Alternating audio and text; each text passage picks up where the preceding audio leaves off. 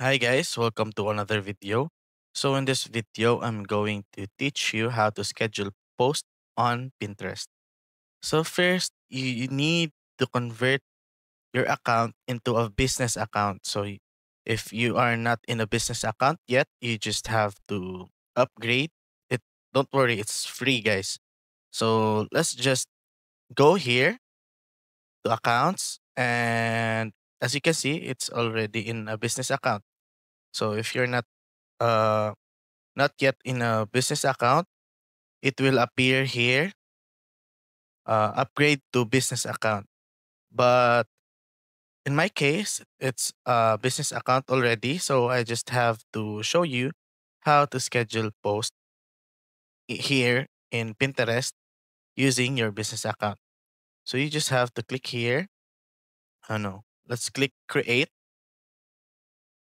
pin, and let's just choose a random picture and random title here.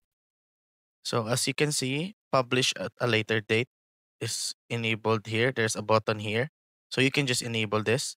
And then you can choose what time you prefer to post this. So for example, I want to post it October 29, 12 p.m.